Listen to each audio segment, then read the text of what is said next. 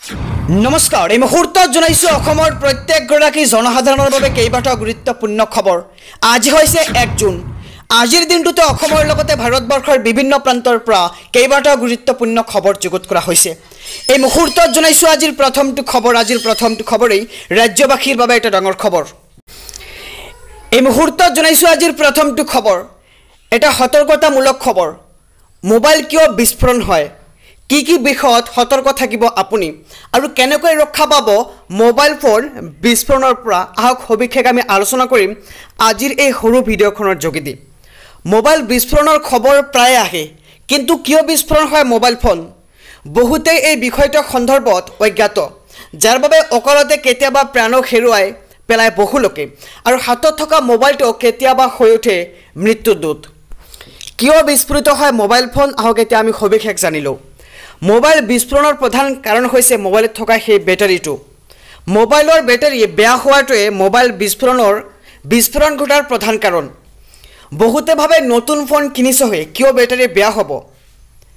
কিন্তু বেটাৰী নতুন ফোনৰো বেয়া হ'ব পাৰে, কাৰণ এটা কোম্পানীয়ে মোবাইল এটা নিৰ্মাণ কৰোঁতে পিছদিনাই বজাৰত মুকলি কৰি নিদিয়ে। মোবাইল নিৰ্মাণৰ লগে লগে আপোনাৰ হাতত আহি মোবাইলটো নপৰে। অৱশ্যে দামী মোবাইলতকৈ কম দামী মোবাইলহে অধিক বিস্ফোৰণ ঘটে, কাৰণ কম দামী ফোনত বেটাৰী কুলিঙৰ ব্যৱস্থা নাথাকে। সেয়ে বেছি ব্যৱহাৰ কৰিলেই বেটাৰী গৰম হৈ পৰে, ফলত ফোনটো বিস্ফোৰণ ঘটাৰ আশংকা বাঢ়ি যায়। বেটাৰী গৰম হোৱাৰ উপৰিও মোবাইলত শ্বৰ্ট চাৰ্কিং আৰু হাই এণ্ড প্ৰেছাৰৰ হিট সিং ইনষ্টল নকৰা মোবাইল ফোনৰ অন্যতম এটি কাৰণ। আৰু বেটাৰীৰ বাবে কিয় ফোন বিস্ফোৰণ হয়? প্ৰকৃততে মোবাইল ফোন চাৰ্জ দিয়াৰ সময়ত বেটাৰীয়ে বেছিকৈ কাম কৰে, ফলত মোবাইলৰ চাৰিওফালে ৰেডিয়েশ্যনৰ বাবে এটা ক্ষেত্ৰ তৈয়াৰ হয়।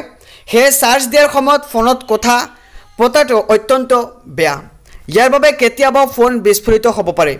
ব্যৱহাৰকাৰীসকলৰ নিজৰ ভুলৰ বাবে বেটাৰী অত্যাধিক গৰম হৈ পৰে, যাৰ ফলত এনে দুৰ্ঘটনা সংঘটিত হয়। ইয়াৰ উপৰি বেটাৰীত ৰাসায়নিক কণা পৰিৱৰ্তন হ'লেও ফোন ব্লাষ্ট হ'ব পাৰে। আৰু মোবাইলৰ বেটাৰীত বহুকেইখন লেয়াৰ থাকে। কেতিয়াবা এই লেয়াৰসমূহৰ ফাটি যায়। যদি বাৰে বাৰে হাতৰ পৰা ফোন পৰি যায়, তেন্তে এই সম্ভাৱনা অত্যাধিক বাঢ়ি যায়। এই স্তৰসমূহৰ কোনো এটি লেয়াৰ ভাঙি গ'লেই তাৰ মাজত ফাঁক তৈয়াৰ হয়, ফলত বেটাৰী ফুলিবলৈ ধৰে। ইয়াৰ ফলত শ্বৰ্ট চাৰ্কিটৰ কাৰণে বেটাৰী বিস্ফোৰণ হোৱাৰ সম্ভাৱনা বাঢ়ি যায়। আৰু প্ৰচেছৰৰ ক্ষেত্ৰতো এই ঘটনা ঘটিব পাৰে। বেছিভাগ ফোনতে হাই এণ্ড প্ৰচেছৰ থাকে, যিসমূহে বেছিকৈ তাপ উৎপন্ন কৰে। যেতিয়া ফোনত বেছি লোড পৰে, তেতিয়া প্ৰচেছৰ গৰম হৈ যায়, আৰু এই প্ৰচেছৰ বেটাৰীৰ ঠিক কাষতে থাকে। এই প্ৰচেছৰৰ পৰা তাপ বেটাৰীত পাইগৈ, তাৰ ফলত ক্ৰমে বেটাৰীও গৰম হৈ পৰে। এই পৰিস্থিতিত প্ৰচেছৰে বেটাৰী গৰম কৰে আৰু ফোনৰ বিস্ফোৰণৰ সম্ভাৱনা বাঢ়ি যায়। এই ঘটনাৰ পৰা যদি ৰক্ষা পাব বিচাৰে, তেন্তে ইয়াৰ বাবে আপুনি কিছু সতৰ্কতা অৱলম্বন কৰাটো জৰুৰী। ফোনত প্ৰয়োজনতকৈ বেছি এপ ডাউনলোড নকৰিব। গাৰুৰ তলত ফোন থৈ নুশুব, আৰু গৰমত বন্ধ গাড়ীৰ ভিতৰত মোবাইল চাৰ্জ নিদিব, আৰু 2 পৰা 3 ঘণ্টা মোবাইল কাণত ৰাখি কথা নাপাতিব। তাতকৈ ইয়াৰফোন ব্যৱহাৰ কৰক, আৰু ডুপ্লিকেট চাৰ্জাৰ ব্যৱহাৰ নকৰিব। চাৰ্জ দিয়াৰ সময়ত কল কৰা, গেম খেলা স্বভাৱ আপুনি এতিয়াই এৰক।